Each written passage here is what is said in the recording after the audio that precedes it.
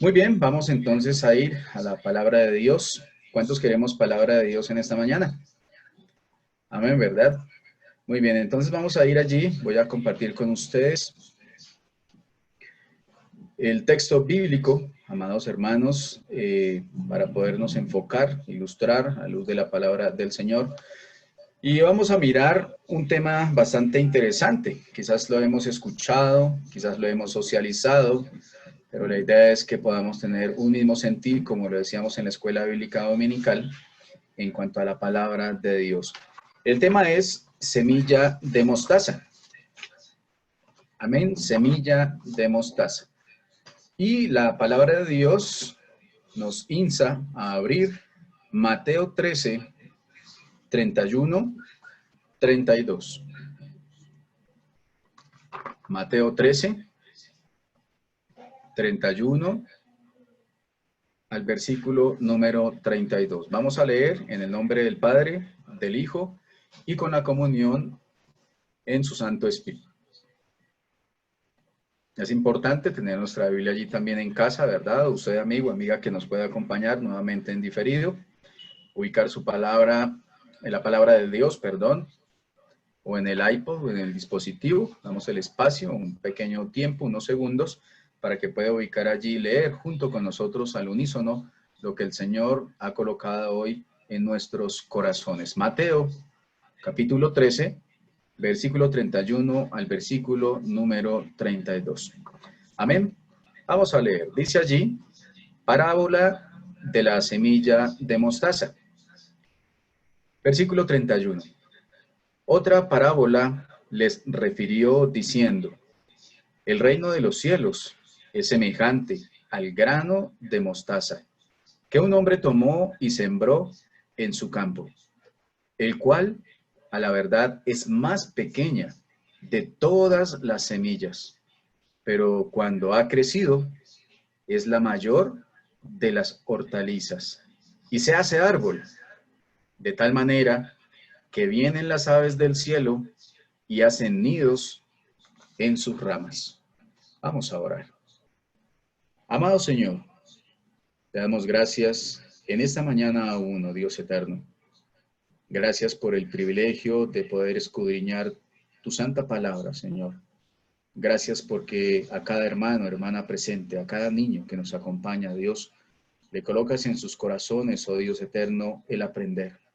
Gracias porque podemos abrir tu Biblia, tu palabra sagrada, Señor, y leerla libremente, Señor, por medio de estas plataformas hoy día, oh Dios eterno. Gracias por tu iglesia presente, Señor. Gracias por la Iglesia Bautista Misionera de Manuel, cada miembro, Señor, cada hermano, hermana, niño, joven, Dios. Oramos y los colocamos delante de tu santa presencia, que tu consejo el día de hoy, Señor, llegue a lo más profundo de nuestro ser, de nuestra alma, de la memoria, de la mente, Señor. Que nuestro oído esté atento en estos minutos finales, Padre Santo, para que salgamos una vez más sobreedificados en tu palabra y en tu consejo, Señor. En el nombre de Cristo Jesús, nuestro Salvador personal, te damos gracias. Amén. Muy bien, amado hermano y hermana que atiende hoy la palabra de Dios allí donde usted se encuentra. En esta mañana hemos leído Mateo 13, 31 y 32. Para ello, vamos a ir a la meditación de la palabra del Señor y ese mensaje que se titula Semilla de mostaza como predicación. La idea o el propósito, mis hermanos, antes de ir a la definición de términos, de acuerdo al mensaje o al estudio, es poder analizar a la luz de la palabra del Señor lo que Él nos aconseja para hoy, desde lo más pequeño o insignificante quizás para muchos de nosotros, lo importante que es en el crecimiento espiritual. Mateo 13, 31, 32 nos acaba de resumir, ¿verdad? El grano o lo más pequeño que puede existir para cada una de nuestras vidas y el fruto que puede tener a futuro. Vamos a desarrollar el tema, amado hermano y hermana y amigo que nos escucha. Dice allí, primero la semilla de mostaza. Los granos de mostaza son pequeñas semillas, redondas, como lo pudimos ver en la presentación. Quizás casi ni caben en nuestra mano, en nuestros dos dedos al poderla rozar. Redondas de diversas plantas de mostaza, típicamente de 1 a 2 milímetros de diámetro, o sea, es extremadamente pequeña. Su color va del blanco amarillento al negro y son especias importantes en muchas cocinas regionales, porque estamos hablando también que se utiliza allí en la cocina.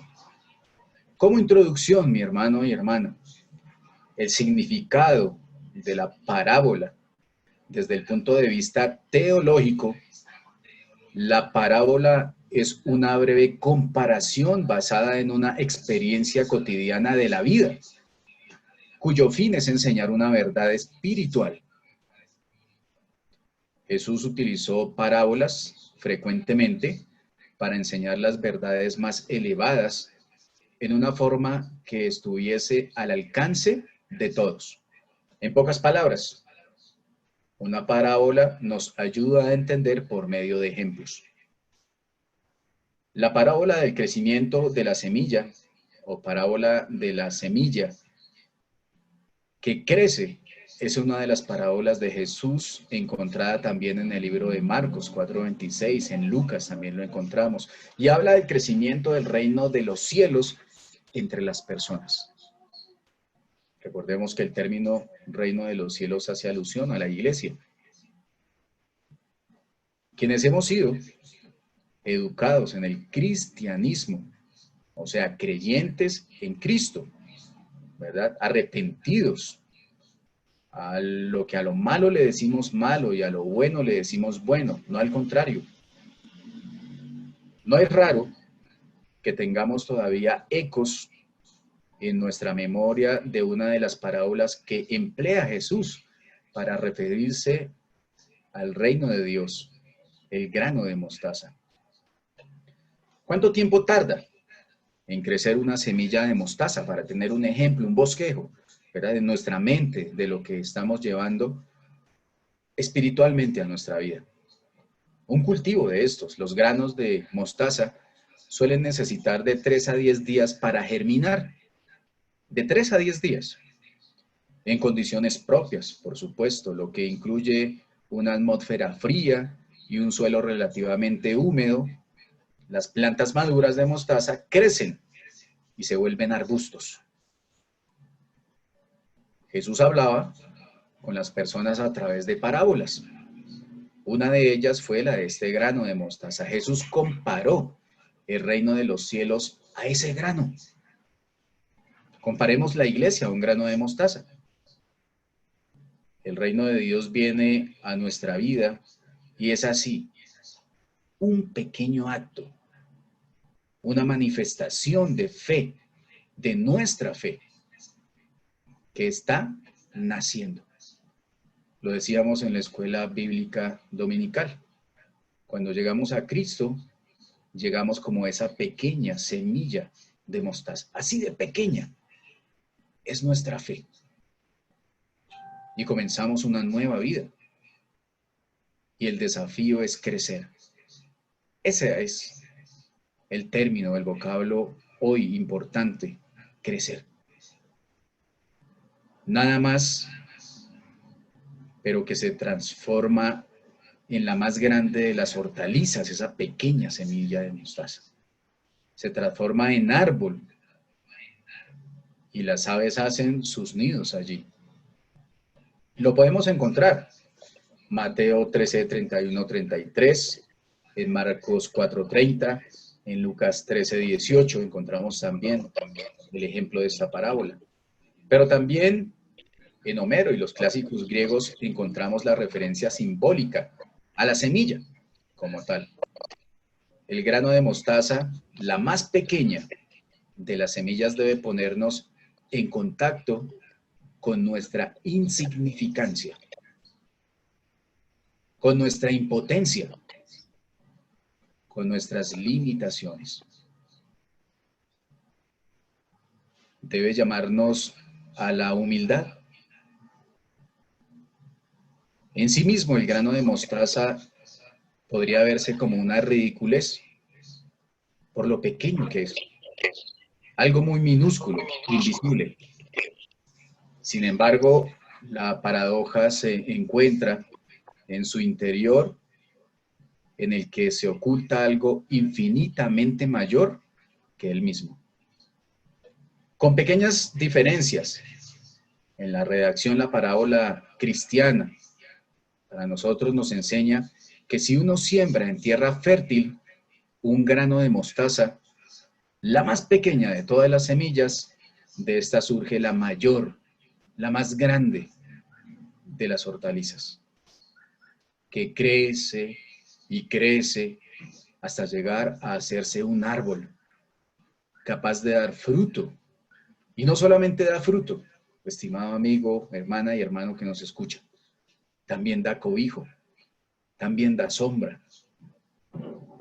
Un árbol en el que vienen a anidar en sus ramas toda la suerte de aves del cielo. Para entenderlo mejor, vamos a ver 3 puntos rápidamente. El primero, un pequeño acto.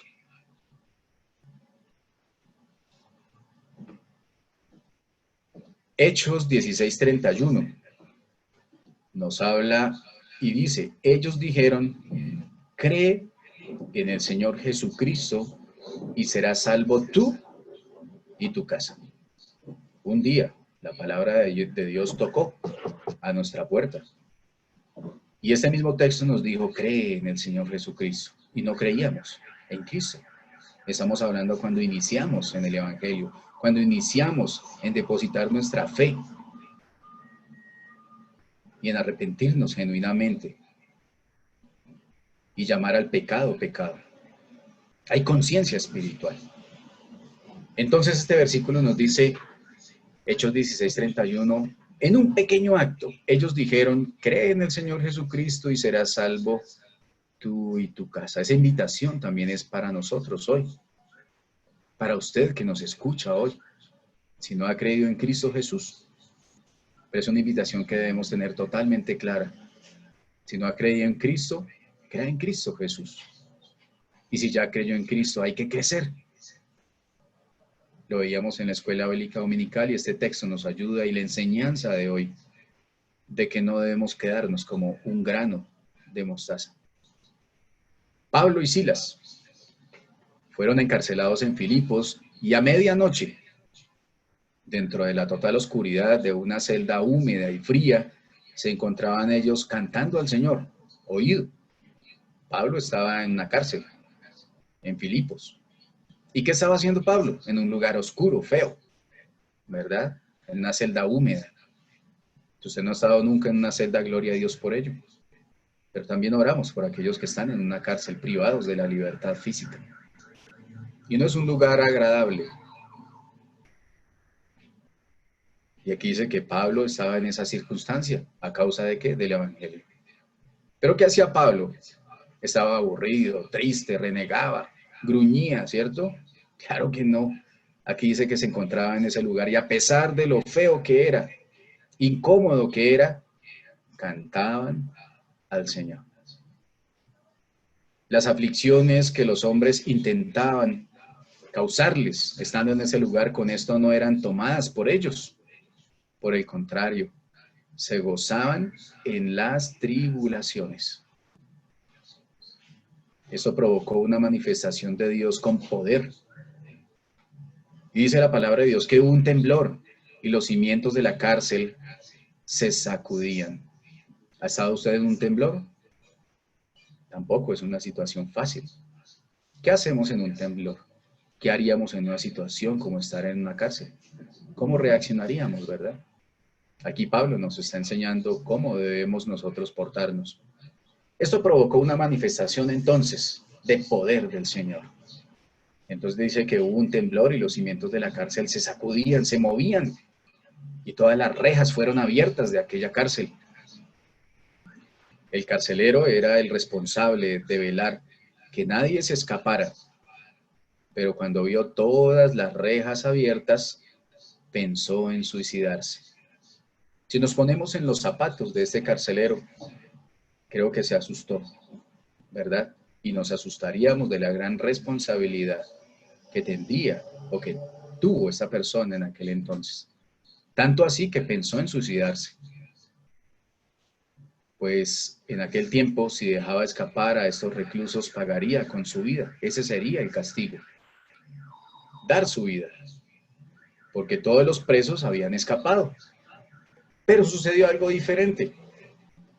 Ninguno de los presos había escapado. Entonces, el carcelero, que estamos hablando, llevándolo hoy en día a nuestras vidas, es aproximadamente un guardián del IMPEC.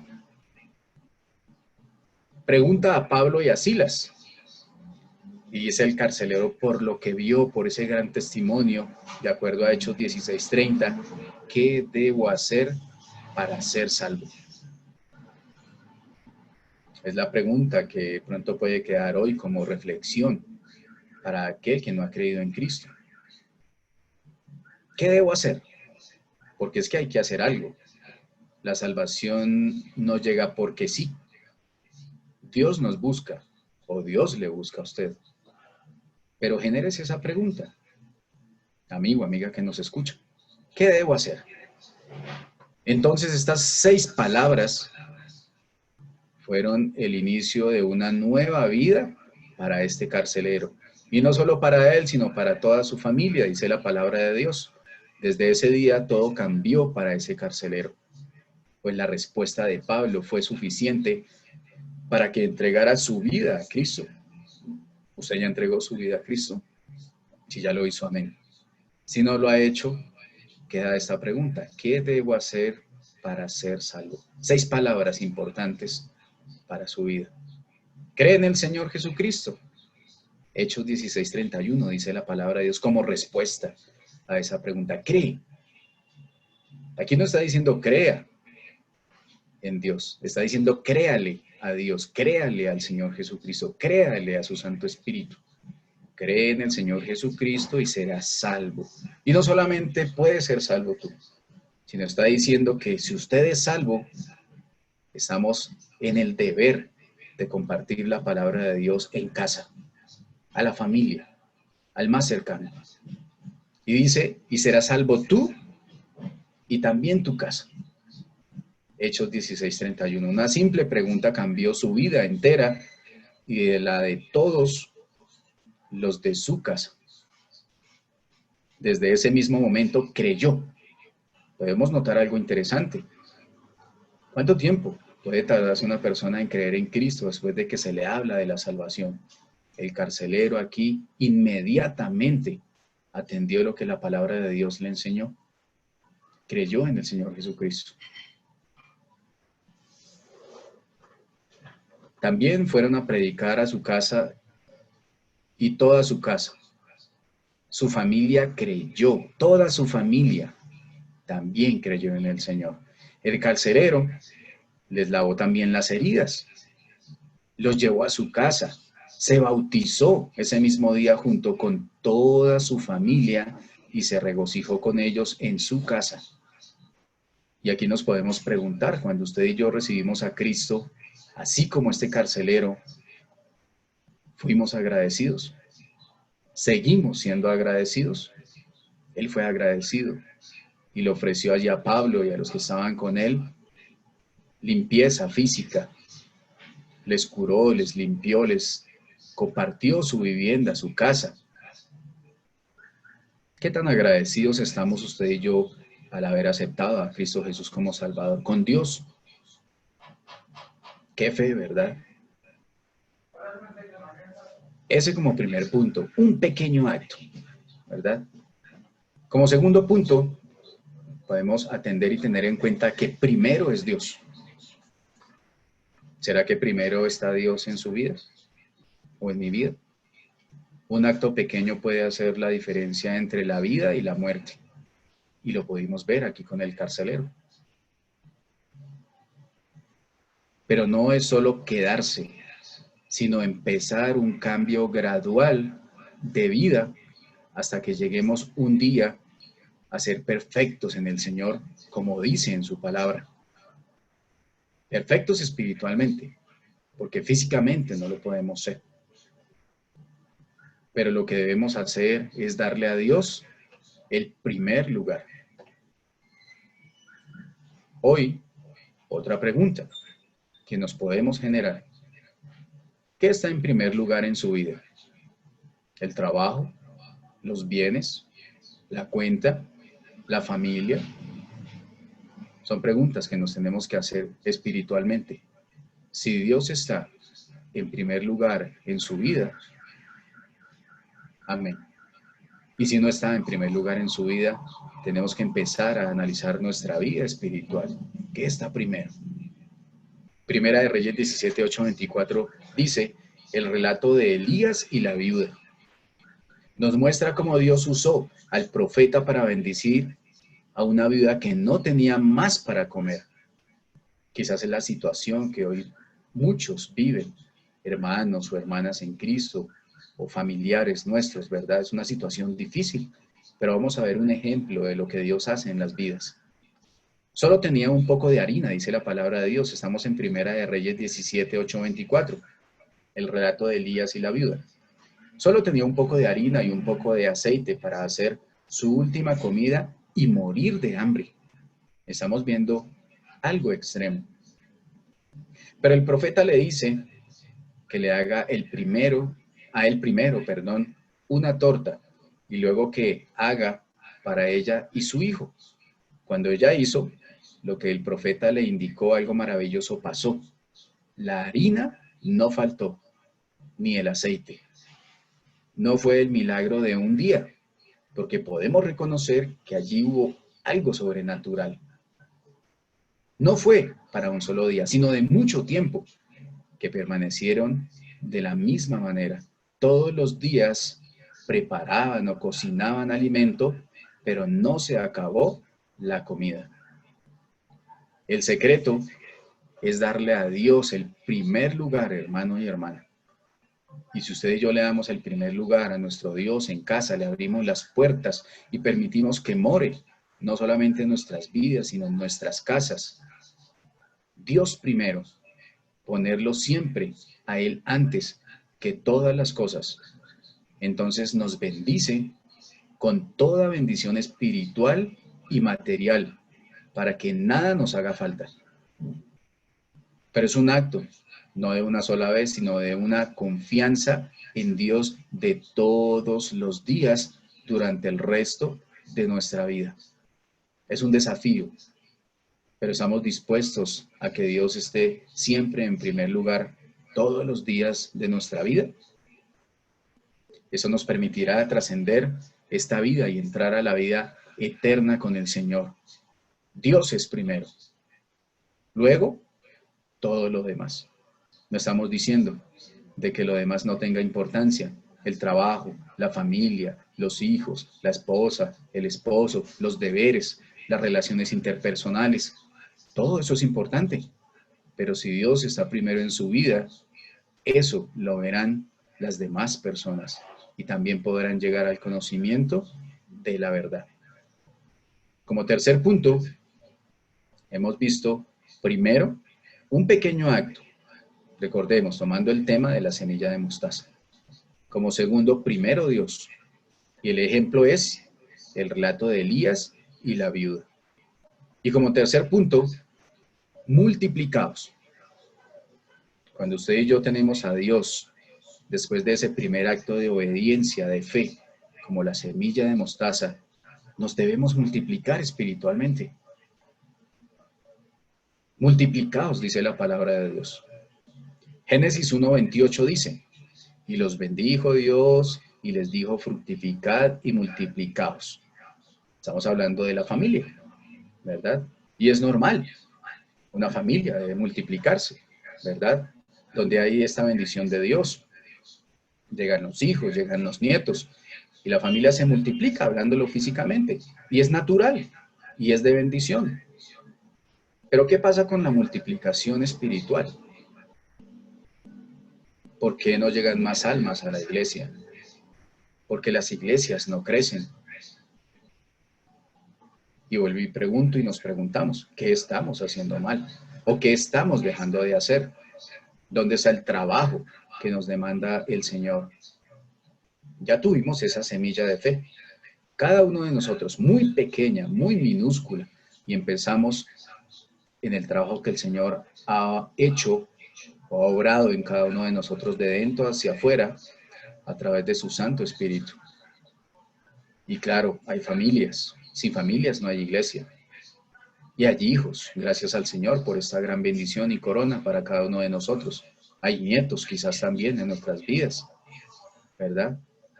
Y amén por esa multiplicación en casa. Pero nos debe preocupar lo que sucede con la iglesia hoy. Multiplicación. Muchas veces escuchamos que el Señor añada almas a la iglesia, pero ¿qué estamos haciendo? ¿Estamos predicando? ¿Estamos entregando tratados? ¿Estamos enviando mensajes?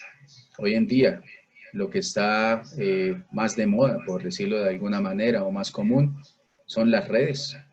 Utilicemos las redes. Enviemos mensajes de sobre edificación de la palabra del Señor.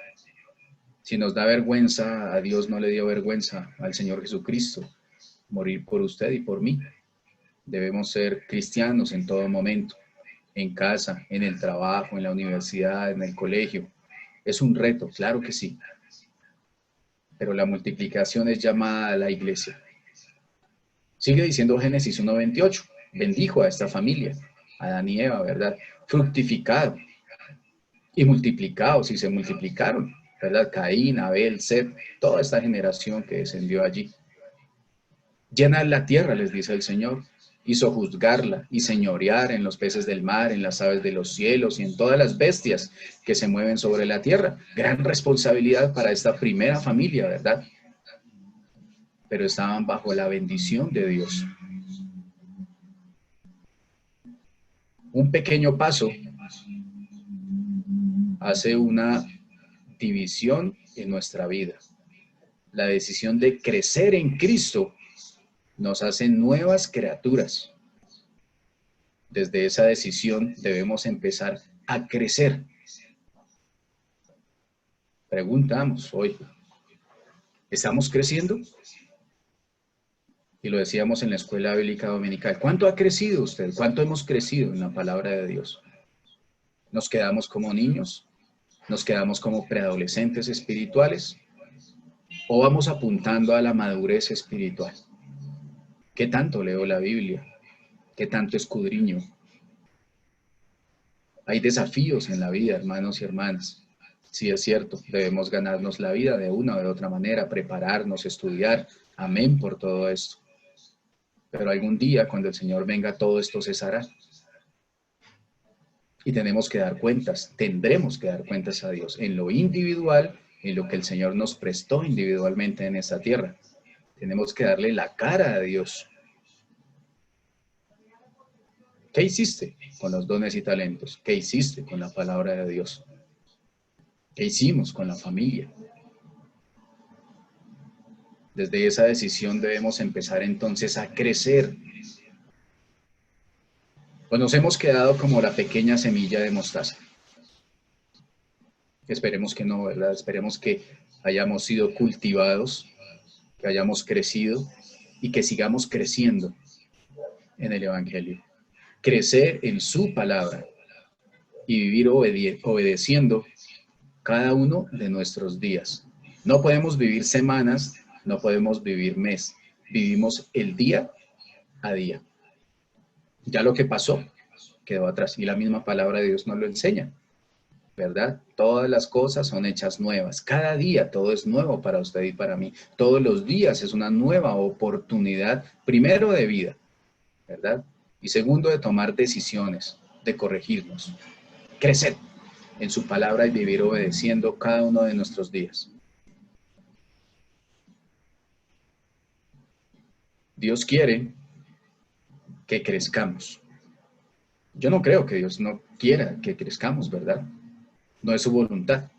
Dios quiere que crezcamos, que nos multipliquemos, que sojuzguemos esta tierra, como le dijo a la primera familia, ¿verdad? Que administremos, que seamos buenos administradores de las bendiciones que Dios nos da.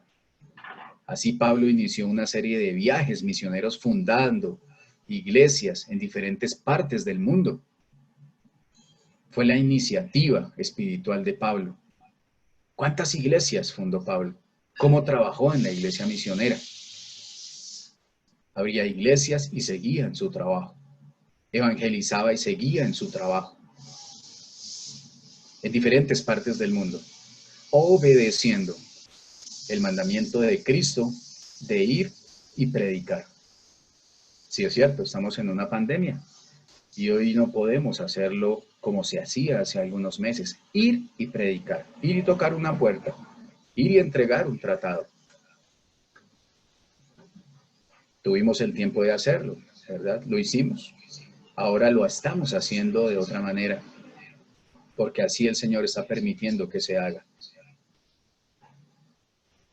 Ir y predicar hasta lo último de la tierra. Dios nos quiere bendecir y que crezcamos en Él. No hay límite en lo que podemos alcanzar en Dios. No importa lo pequeña que se vea nuestra fe, hermano y hermana, oído. No importa lo pequeña que se vea. Lo importante es que esté fundada en Dios, que sea real. En Él, esa fe es inamovible. Si usted tiene fe, hermano, en el Señor, crezca. Esa es la invitación que el Señor nos hace en esta mañana. Tenemos esa responsabilidad de crecer, pero es individual, es voluntaria. Nadie nos va a obligar a crecer espiritualmente, nadie, ni siquiera Dios. Usted es quien debe buscar la palabra de Dios. Usted y yo somos los que debemos buscar los escritos, la oración, el consejo de Dios. La salvación es voluntaria. Dios no nos obliga en ningún momento a que aceptemos a Cristo. Demos pequeños pasos y poco a poco nuestra fe crece. No se quede en el mismo escalón, hermano y hermana. Crezca. ¿Quiere que su fe crezca? Poco a poco. Le invito a que dé pasos en el Señor. Y pronto nos encontraremos con grandes desafíos que no podremos resolver por nosotros mismos. Desafíos que pueden abrumar a cualquiera, pero en los que veamos la mano de Dios obrar poderosamente. Como conclusión, amado hermana y hermana que nos escuchan esta mañana y que apoyan estos servicios, y usted que va a escuchar este mensaje en diferido, que lo está escuchando en diferido o en vivo, como conclusión, aceptemos el llamado de Dios. Cuando Dios llama, debemos atender. Si usted siente el llamado de servir, hágalo. No piense en el que dirán los demás, hágalo. Es entre usted y Dios. Nadie más. Aunque sea demasiado grande el llamado, porque hay llamados, ¿verdad? Si es muy grande, si Dios lo pidió, lo único que nos queda por hacer es obedecer su palabra. No podemos decir, heme aquí, envíalo a Él. Tenemos que decirle al Señor, heme aquí, aquí estoy, Señor, úsame. ¿Qué debo hacer? Lo que Dios nos pida, debemos hacer, sin miedo, sin duda. Porque si usted tiene miedo o sentimos miedo del llamado a Dios, pues pidamos fortaleza. Si usted está dudando en servirle al Señor, no dude, sea fuerte. Solo dar un paso a la vez, confiando en su poder eterno. Dios es fiel, y si Él nos llamó, es fiel y justo para darnos fortaleza y las herramientas necesarias para ser más que victoriosos en cualquier cosa que Dios nos llame. ¿Cuántos creemos que Dios es poderoso? Amén, ¿verdad? Si usted cree que Dios es poderoso, acuda a su llamado y dígale, Dios, aquí estoy.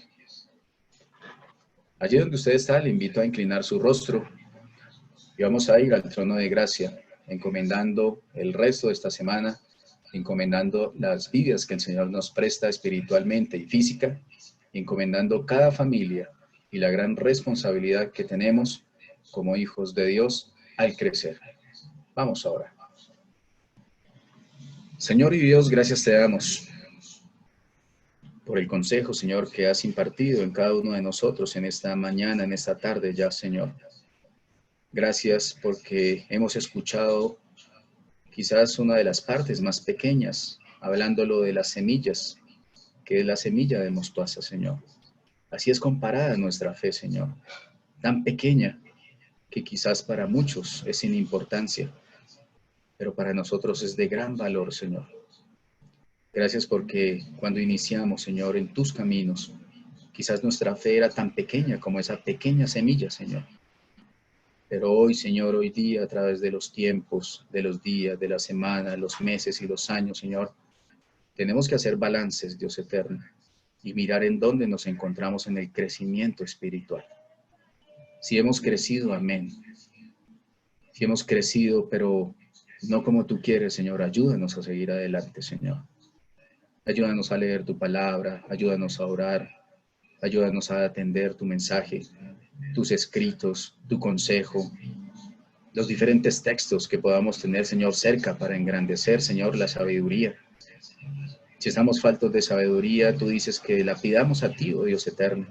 Y hoy pedimos más sabiduría, Señor, más fe para seguir, Señor, de frente contigo, oh Dios eterno. Mira los desafíos que hay en cada vida, en cada corazón, en cada familia, en los niños, en los jóvenes, Dios, en la crianza.